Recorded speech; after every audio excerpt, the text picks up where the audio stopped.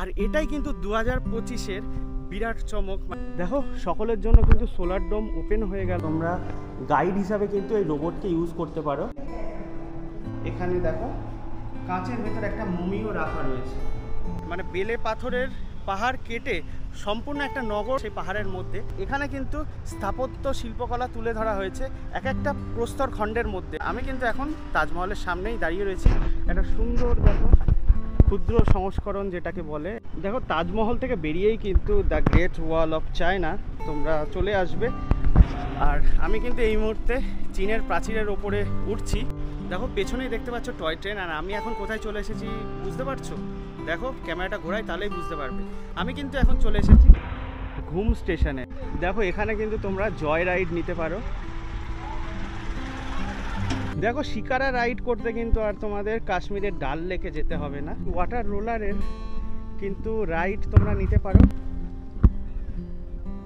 তো good morning বন্ধুরা, already কিন্তু শীত পড়ে গেছে, হালকা হিমেল বাতাসও বইছে। আর আজকে আমি কিন্তু জার্নি করতে চলেছি কলকাতার ইকো পার্কে। তো ইকো পার্কে কী কী দেখবো, কীভাবে বা যাবো, টোটালটাই তোমাদের সাথে শেয়ার করব। এখন কিন্তু ট্রেনের টাইম হয়ে গেছে, আমি তাড়াতাড়ি ট্রেনে উঠে পড়ি, তারপরে তো তোমাদের ডিটেলসটা আমি জানিয়েই দিচ্ছি। তো চলো।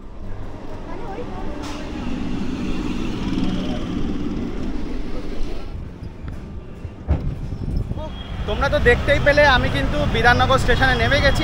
আর বিধাননগর থেকে কিন্তু ডাইরেক্ট কোনো বাস তোমরা পাবে না, তোমাদের এখান থেকে চিনার পার্ক যেতে হবে। আর না হলে কিন্তু এই বিধাননগর থেকে তোমাদের বিশ্ব বাংলা গেট যেতে হবে। আর তারপরে ওখান থেকে কিন্তু অ্যাভেলেবেল বাস পেয়ে যাবে। তো আমি কিন্তু আজকে ওইভাবেই যাব।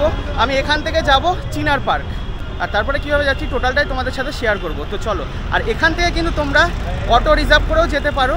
দেখো এখানে প্রচুর অটো রয়েছে। অটো রিজার্ভ করলে কিন্তু মোটামুটি 300 টাকা ভাড়া পড়বে। আর যে কোনো গেটে, যে গেটে তোমরা বলবে সেই গেটে নামিয়ে দেবে। তো চলেছি এই চিনার পার্কের বাসে যাবো। না চিনার পার্ক না,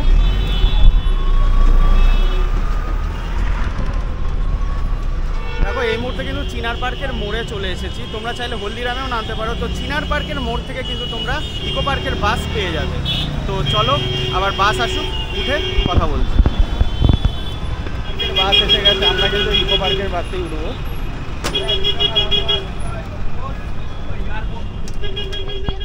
ইকো পার্কে যেতে যেতে তোমাদের বাস ভাড়াটা একটু বলে দিই।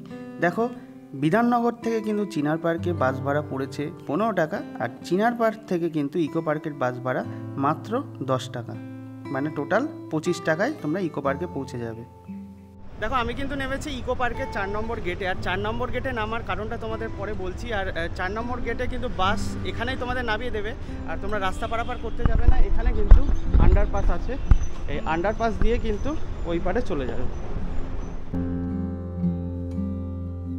4 নম্বর গেটের কাছে কিন্তু রয়েছে ম্যাজিক। যারা কিন্তু বালি থেকে আসবে তারা কিন্তু ডাইরেক্ট ম্যাজিকে 4 নম্বর গেটে পৌঁছে যাবে। 4 নম্বর গেট দিয়ে ঢুকে কিন্তু বাঁদিকে পড়বে টিকিট কাউন্টার।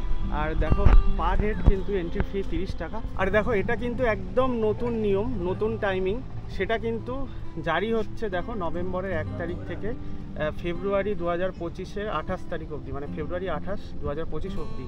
আর সোমবারে তো বন্ধ থাকে, তোমরা দেখেই নিচ্ছ। আর এই টাইমিংটা কিন্তু এই কটা মাসই প্রযোজ্য থাকবে, মানে সকাল 11টা থেকে সন্ধ্যে 7:30 অবধি। আর দেখো টিকিট তো কেটে নিয়েছি, টিকিট প্রাইস কিন্তু পড়েছে 30 টাকা। দেখো করোনা ভাইরাস আমাদের কত কি চেঞ্জ করে দিয়েছে, তাই না? আর দেখো ঢুকেই কিন্তু এখানে করোনা ভাইরাসের একটা রেপ্লিকা রয়েছে 4 নম্বর গেটে। দেখো তোমাদের যেটা বলছিলাম, 4 নম্বর গেট দিয়ে ঢোকার একটা মেন কারণ রয়েছে কিন্তু তোমরা ফার্স্টে ঢুকেই যে 7 ওয়ান্ডার্স সেটা কিন্তু দেখতে পারবে। আর দ্বিতীয়ত আমার মনে হয় যে এই eco park total 480 acre area, প্রচুর বড় এরিয়া। আর 4 নম্বর গেটেই কিন্তু 7 ওয়ান্ডার্স রয়েছে, মানে মেন যে আকর্ষণ সেটা রয়েছে।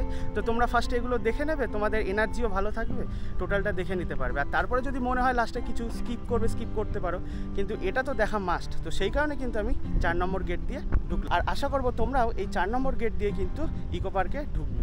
দেখো 4 নম্বর গেট দিয়ে ঢুকেই কিন্তু ফার্স্টেই 7 ওয়ান্ডার্সের টিকিট কেটে নিয়েছি। প্রাইস কিন্তু আবার 30 টাকা পড়লো। আর পাশেই দেখো পৃথিবীর যে 7টা আশ্চর্য জিনিস রয়েছে সেইটা রয়েছে। দেখো গেট দিয়ে ঢুকেই কিন্তু তোমরা দেখতে পাবে পিরামিড, যেটা কিনা মিশরীয় সভ্যতার অন্যতম নিদর্শন।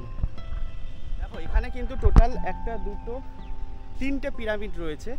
আর এখানে কিন্তু এই পিরামিডের গায়ে লেখা রয়েছে ডু নট ক্লাইম্ব, মানে ওপরে কিন্তু কেউ উঠো না। আমি যদিও এর আগে দেখেছি অনেকে ওপরে উঠছে, কিন্তু এটা কিন্তু খুবই মানে বিপজ্জনক, কারণ যখন তখন পড়ে একটা অ্যাক্সিডেন্ট ঘটে যেতে পারে। দেখো আমারই বলার ভুল, এখানে কিন্তু টোটাল 4টে পিরামিড রয়েছে, আর একটা পিরামিডের ভেতরে কিন্তু তোমরা প্রবেশ করতে পারবে। দেখো এই বড় পিরামিডটার ভেতরে কিন্তু তোমরা প্রবেশ করতে পারবে।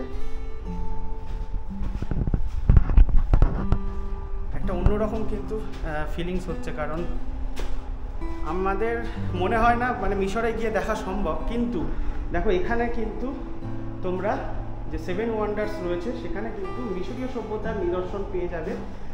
আর দেখো এইভাবে কিন্তু একটা আর্কিটেকচার রয়েছে এর ভেতরে, মানে সেই আমলে যেমনভাবে দেওয়ালে আর কি বিভিন্ন রকম স্থাপত্য তুলে ধরা হয়েছিল সেগুলো রয়েছে। তার সাথে কিন্তু এখানে দেখো কাঁচের ভেতর একটা মমিও রাখা রয়েছে।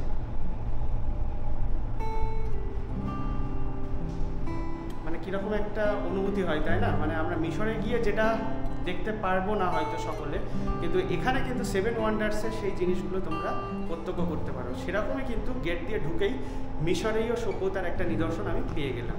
তো চলো এবার সামনে এগিয়ে যাই। দেখো পিরামিডের সামনেই কিন্তু এরকম একটা পুল করা রয়েছে, আর পুলটা পেরিয়েই কিন্তু ওখানে পেট্রা, যেটা মানে পেট্রা শহর যেটা জর্ডানে অবস্থিত, সেই রেপ্লিকাটা রয়েছে। চলো তোমাদের দেখিয়ে দিই। দেখো এখানে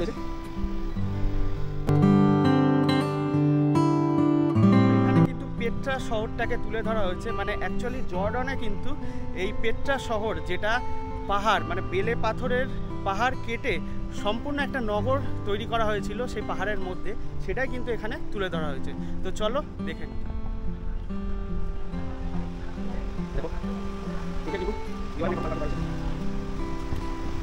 মানে সেই সময় স্থাপত্য শিল্পকলা দেখলে আমরা প্রত্যেকেই অবাক হয়ে যায় তাই না। জর্ডানে কিন্তু এইরকমই একটা পাহাড় কেটে, যেটা কিনা বেলে পাথরের, সেই পাহাড় কেটে ভেতরে একটা টোটাল শহরকে তুলে ধরা হয়েছিল। আর এই দেওয়ালে তো দেখতেই পাচ্ছ বিভিন্ন রকম আর্কিটেকচার।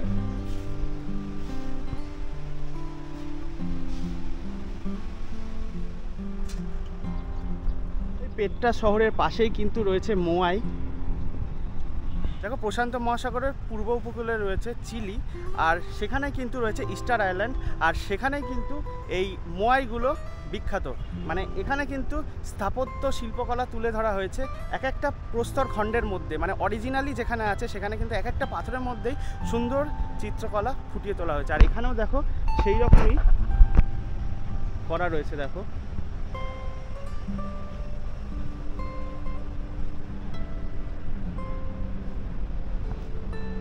আর এগুলোকে কিন্তু মোয়াই বলা হয়। দেখো এই মোয়াই দেখার পরই কিন্তু সামনে রয়েছে ক্রাইস্ট দ্য রিডিমার, যেটা কিনা ব্রাজিলের রিও ডি জেনেরো শহরে অবস্থিত। তো চলো সামনে যাওয়া যাক।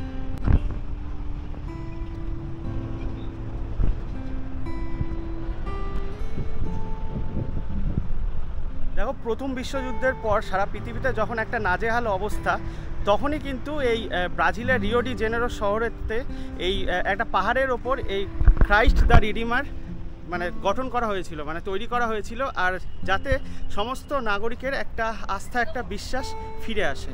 মানে যুদ্ধের পর যেরকম একটা মানে অবস্থা থাকে সারা পৃথিবীতে, সেইটা যাতে নির্মূল হয়ে যায়। তোমাদের আরও একটা কথা বলে দিই, এই যে সপ্তম আশ্চর্য, পৃথিবীর যে 7টা আশ্চর্য, সেটা কিন্তু সময় সময় চেঞ্জ হয়। এই মুহূর্তে তোমরা যদি সার্চ করো কয়েকটা জিনিস কিন্তু সপ্তম আশ্চর্যের মানে গুগলে সার্চ করলে সেগুলো পাবে না। যেমন মোয়াইটা নেই, আবার ক্রাইস্ট দ্য রিডিমারটাও নেই, তবে আমাদের দেশের তাজমহল কিন্তু রয়েছে। আর সামনেই কিন্তু এই মোয়াইয়ের সামনেই আমি দেখতে পাচ্ছি তাজমহল রয়েছে। তো চলো এবার আস্তে আস্তে এগিয়ে যাওয়া যাক। সপ্তম আশ্চর্যের মধ্যে কিন্তু আমাদের দেশেরও একটা রেপ্লিকা রয়েছে, সেটা তোমরা বুঝেই গেছো কি থাকতে পারে, সেটা হচ্ছে তাজমহল। আর আমি কিন্তু এখন তাজমহলের সামনেই দাঁড়িয়ে রয়েছি। একটা সুন্দর দেখো ক্ষুদ্র সংস্করণ যেটাকে বলে, একটা সুন্দরভাবে তাজমহল তৈরি করা হয়েছে।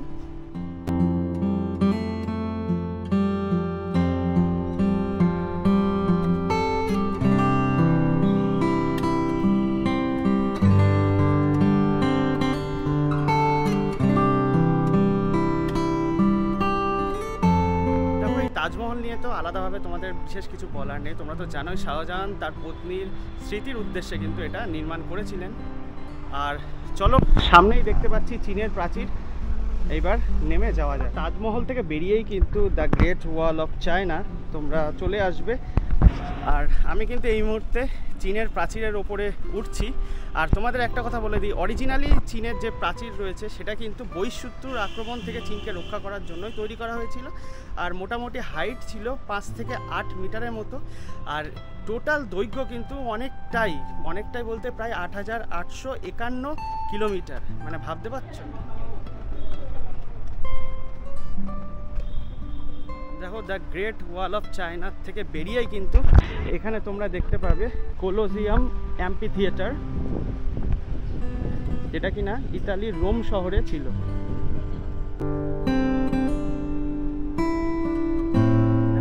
যেটা বলছিলাম, ইতালির রোম শহরে কিন্তু এই কোলোজিয়াম যে অ্যাম্পি থিয়েটার রয়েছে তার মধ্যে কিন্তু বিভিন্ন রকম নাটক পরিবেশন করা হতো, মানে সেই সময়, মানে এটা কিন্তু 80 খ্রিস্টাব্দে সম্পূর্ণ হয়েছিল তৈরির কাজ। আর এর ওপরে কিন্তু কোনো ছাদ ছিল না, মানে অরিজিনালিও কোনো ছাদ ছিল না। আর এখানে কিন্তু ভয়ঙ্কর খেলাও হতো সেই সময়ে, আর মৃত্যুদণ্ড পর্যন্ত এখানে দেওয়া হয়েছিল। দেখো 7টা আশ্চর্য তো তোমাদের দেখিয়ে দিলাম, এবার কিন্তু আমরা বাইরে বেরিয়ে যাব। আর এই কারণে কিন্তু আমার 4 নম্বর গেট দিয়ে আসা, তোমাদের তো সেটা আগেই বললাম।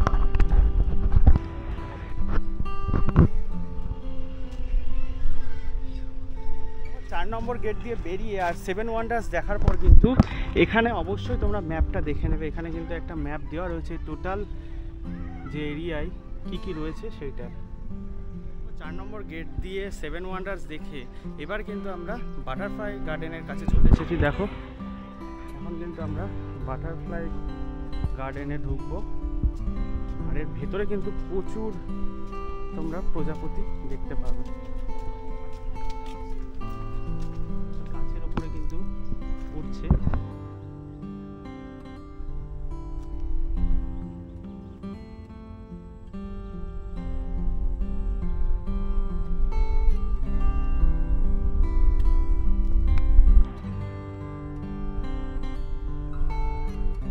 বাটারফ্লাই গার্ডেনটাও কিন্তু অনেকটাই বড় এরিয়া নিয়ে মানে রয়েছে। আর এখানে কিন্তু প্রচুর প্রজাতির বাটারফ্লাই তোমরা পেয়ে যাবে। আমি যেরকমই দেখালাম ওই যে গাছে বসেছিল বাটারফ্লাই, খুব সুন্দর লাগবে কিন্তু এখানে অবশ্যই তোমরা ভিজিট করো। তারা কিন্তু এখানে রাইড করছে।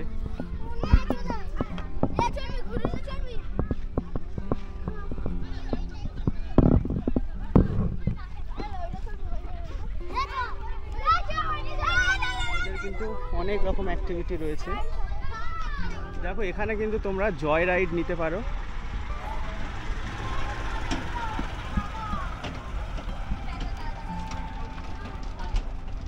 দেখো পেছনেই দেখতে পাচ্ছ টয় ট্রেন। আর আমি এখন কোথায় চলে এসেছি বুঝতে পারছো?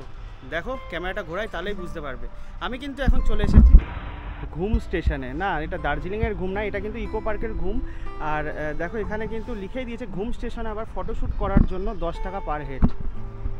আর ইকো পার্কে কিন্তু এরকম গল্ফ কার রয়েছে, যাতে করে কিন্তু তোমরা ভাড়া করেও সমস্ত ইকো পার্কটা ঘুরতে পারো। দেখো এই ঘুম স্টেশনের পাশেই কিন্তু রয়েছে মাস্ক গার্ডেন, মানে এখানে কিন্তু বিভিন্ন রকমের মাস্ক এখানে শো করা হয়েছে। দেখো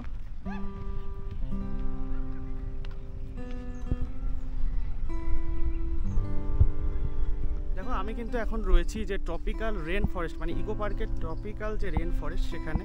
আর এখানে কিন্তু তোমাদের ঠিক বিকেল 4টে আসলে খুব ভালো লাগবে, কারণ চারিদিক থেকে কিন্তু একটা কৃত্রিম বৃষ্টির মানে বর্ষণ করা, মানে জল দেওয়া হয়। দেখো ঘুরতে ঘুরতে কিন্তু এখন আমি চলে এসেছি বাম্বু গার্ডেনে। হ্যাঁ, এই ইকো পার্কে কিন্তু দেখো বিভিন্ন প্রজাতির বাম্বুও রয়েছে।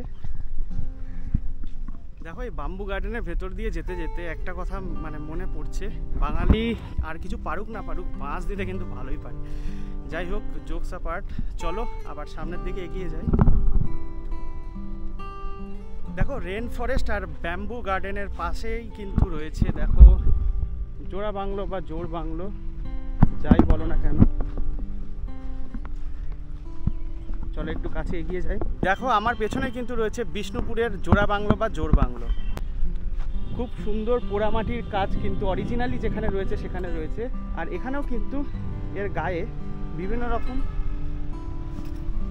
কাজ করা রয়েছে। দেখো দেখো এখন কিন্তু আমি ঢুকে পড়েছি রোজ গার্ডেনে।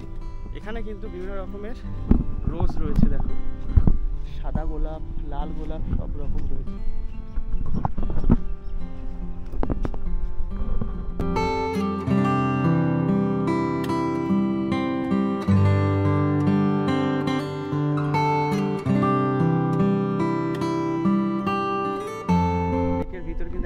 একটা ময়ূরী রয়েছে, খুব সুন্দর লাগছে। কিন্তু সন্ধ্যাবেলায় খুব সুন্দর লাইটিংয়ের মাধ্যমে কিন্তু এটা আরও সুন্দর লাগে।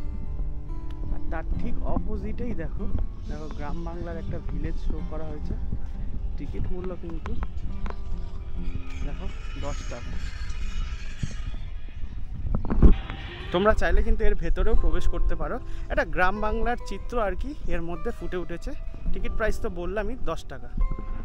দেখো সবে মাত্র সোলার ডোম কিন্তু ওপেন হয়ে গেছে। হ্যাঁ একদম ঠিক শুনেছো, অনেকেই হয়তো জানো না, সোলার ডোম পুরোপুরি খুলে গেছে। যে সোলার প্যানেল চারিদিকে লাগানো রয়েছে সোলার ডোমে, সেই টোটাল এনার্জিটা কিন্তু এই মিউজিয়ামে ইউজ হচ্ছে। আর মিউজিয়ামের ভেতরে কিন্তু অত্যাশ্চর্য সব কিছু রয়েছে, মানে যেটা আর কি সায়েন্স মিউজিয়ামও তোমরা বলতে পারো। ভেতরে রোবট রয়েছে, বিভিন্ন রকম জিনিস রয়েছে যেগুলো কিন্তু তোমরা রোবটকে গাইড হিসাবে নিয়ে সম্পূর্ণটা দেখতে পারো। তো চলো ভেতরে প্রবেশ করি। দেখো সকলের জন্য কিন্তু সোলার ডোম ওপেন হয়ে গেল। আর এখানে কিন্তু টিকিট মূল্য রয়েছে, টিকিট প্রাইস 200 টাকা। আর ভেতরে যদি তোমরা রোবট নাও গাইড হিসাবে, তার কিন্তু এক্সট্রা চার্জ রয়েছে 100 টাকা। দেখো কালকেই কিন্তু ওপেন হয়েছে আর আজকে আমি চলে এসেছি। চলো ভেতরে একটু ঢুকি, তোমাদের অ্যাট এ গ্লান্স দেখায়। দেখো মিউজিয়ামটা কিন্তু টোটাল সোলার প্যানেলের যে এনার্জি রয়েছে সেই দিয়েই কিন্তু টোটালটা চলবে। আর এখানে দেখো রোবটের ব্যাপারও রয়েছে, মানে তোমরা গাইড হিসাবে কিন্তু এই রোবটকে ইউজ করতে পারো। আর উপরে কিন্তু 6 তলায় ফুড কোর্ট রয়েছে।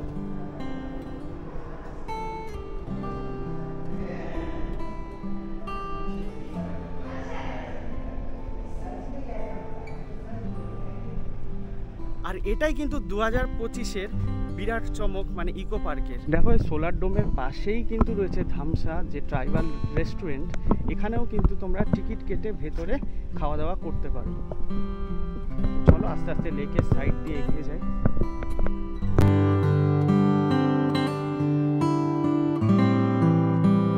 দেখো ঘুরতে ঘুরতে তোমাদের যদি কখনো খাওয়ার ইচ্ছা হয়, এখানে কিন্তু প্রচুর এরকম রেস্টুরেন্ট রয়েছে, সেখানে কিন্তু তোমরা খাওয়া দাওয়া করে নিতে পারো।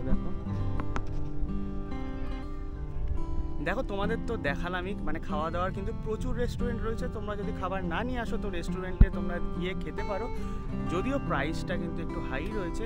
আর তোমরা চাইলে কিন্তু বাড়ির থেকে খাবার এনেও খেতে পারো, এখানে কিন্তু ফুড অ্যালাউ রয়েছে। সেরকমই দেখো আমি খাবার এনেছি আর আমি কিন্তু এখন লাঞ্চ করে নেব। দেখো এখন আমি লেকের ধার দিয়ে হাঁটছি আর এরকমই কিন্তু প্রচুর বসার জায়গা রয়েছে। সন্ধেবেলা কিন্তু বিশেষ করে এই লেকের ধারে খুব সুন্দর লাগে। দেখো এখানে কিন্তু একটা আর্টিস্ট কটেজ রয়েছে। এখানকার ডাস্টবিন কিন্তু খুবই অভিনব।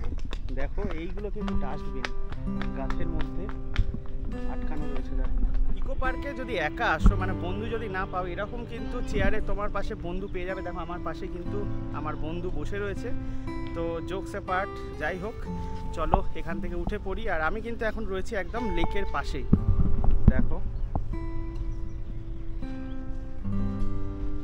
আমি কিন্তু এখন চলে এসেছি ডবল ডেকার বোটের কাছে। আর দেখো এখানে এই যে ডবল ডেকার বোট রয়েছে সান্তাম মনিকা, এই ডবল ডেকার বোটের কিন্তু টিকিট মূল্য 100 টাকা পার হেড। যে বোটটা তোমাদের দেখালাম ওই বোটে কিন্তু 3 বছরের ঊর্ধ্বে প্রত্যেকেরই কিন্তু টিকিট ভাড়া লাগবে। দেখো এখানে কিন্তু সাইকেল রাইড রয়েছে। আচ্ছা দাদা, সাইকেল রাইডের টিকিট প্রাইস কত? 150 টাকা 30 মিনিট। 150 টাকা 30 মিনিট, দুজন রাইড করতে পারবে তাই তো? তো দাদার মুখ থেকে তো তোমরা শুনেই নিলে যে 150 টাকায় 30 মিনিট তোমরা কিন্তু সাইকেল রাইড করতে পারবে, ডবল ডেকার যে সাইকেলগুলো। এই যে টয় ট্রেন যে রাইড, সেটা কিন্তু তোমরা সম্পূর্ণ রাইডটা নিতে পারবে 150 টাকায়। আর যে এসি রাইড রয়েছে, এসি টয় ট্রেন রয়েছে, সেটার রাইড কিন্তু তোমরা 250 টাকায় নিতে পারবে। আর সামনেই দেখতে পাচ্ছ 3 নম্বর গেট, ওই 3 নম্বর গেট থেকে কিন্তু এই টয় ট্রেনের টিকিট তোমরা কাটতে পারবে। এই হচ্ছে টয় ট্রেন। আর এটাই কিন্তু টিকিট কাউন্টার। এখন আমি তো ঘুরতে এসেছি আর এখানে দিদিরা দাদারা ঘুরতে চলে এসেছেন। আপনারা ঝাড়খণ্ড? হ্যাঁ। আচ্ছা, ওখানেই থাকেন? হ্যাঁ, ঝাড়খণ্ডে। আচ্ছা, তো কতজন এসেছেন আপনারা? আমরা এসেছি 4 জন। আচ্ছা, কলকাতা কি টোটাল কলকাতা ঘুরে দেখার প্ল্যান নাকি? কলকাতা ঘোরার না, মানে বারুইপুরে এসেছি। আচ্ছা, আত্মীয় বাড়ি। আর হ্যাঁ, ভাগ্নে মিসেস। আচ্ছা আচ্ছা, নমস্কার।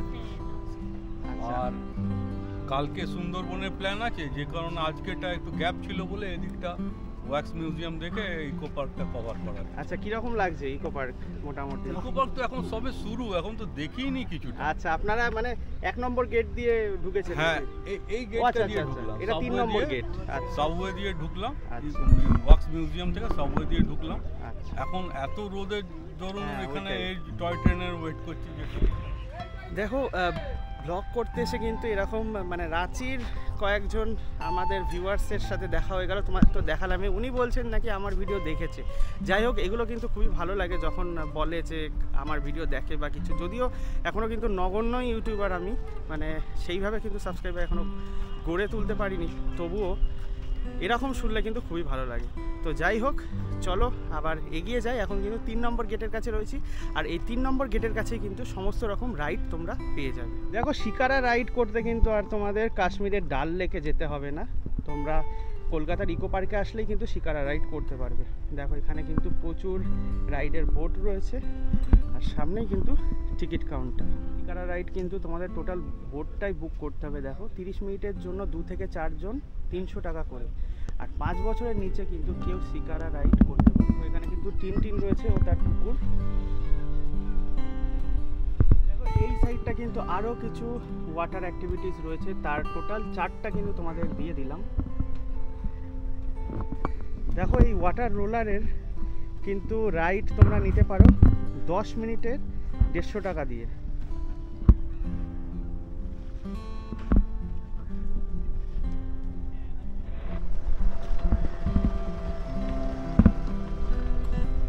হাঁটতে হাঁটতে কিন্তু এখন আমি চলে এসেছি জাপানিজ ফরেস্টের সামনে, আর এই জাপানিজ ফরেস্টটা কিন্তু 1 নম্বর গেটের পাশাপাশি তোমরা হেঁটে আসলেই পেয়ে যাবে। তো চলো ভেতরে প্রবেশ করা যাক। দেখো, জাপানিজ ফরেস্টের 2 সাইডে কিন্তু এরকম সিংহ রয়েছে।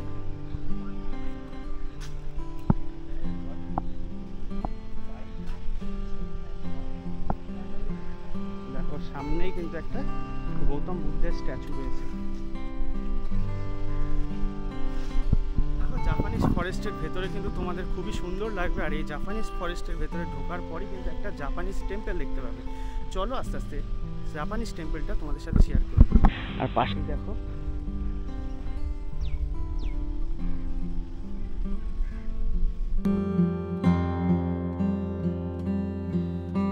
জাপানিজ ফরেস্টের ভেতরে যে জাপানিজ টেম্পল রয়েছে সেখানে তো এখন ঢুকবো, আর এই জায়গাটা সত্যি বলতে খুবই সুন্দর লাগছে। দেখো,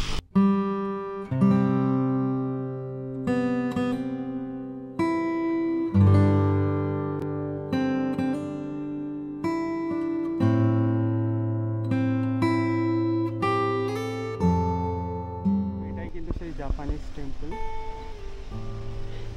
দেখো, জাপানিজ টেম্পল দেখার পর কিন্তু এই সাইডে আরেকটু আসলে তোমরা দেখতে পারবে আইফেল টাওয়ারের রেপ্লিকা। যদিও আইফেল টাওয়ারটা কিন্তু বাইরে, মানে তোমাদের যেটা টিকিট রয়েছে সেইটা কিন্তু আর কার্যকরী হবে না। পুরো যদি আইফেল টাওয়ারের কাছে যাও তোমরা ভেতর থেকেই দেখে নেবে, কিন্তু একটা সময় ছিল যখন কিন্তু এই আইফেল টাওয়ারটা ভেতরেই ছিল। দেখো, ওই দূরে হচ্ছে আইফেল টাওয়ার।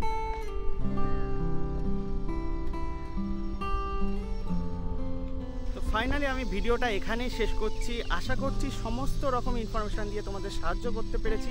তবুও যদি কোনো কোয়ারিজ, তবুও যদি কোনো জিজ্ঞাসা থাকে অবশ্যই কমেন্ট করো, আমি চেষ্টা করবো তোমাদের আনসার দেওয়া। তো যাই হোক, আজকের এই ভিডিওটা আমি এখানে শেষ করছি। দেখা হচ্ছে এরকমই ইন্টারেস্টিং বা এরকমই ইনফরমেটিভ নেক্সট ভিডিওতে। ততক্ষণের জন্য ভালো থেকো, সুস্থ থেকো, আর চ্যানেলটা সাবস্ক্রাইব করে জুড়ে থেকো আরও এই ধরনের ভিডিও পাওয়ার জন্য। তো আজকের মতো ভিডিওটা এখানে শেষ করছি। Bye bye.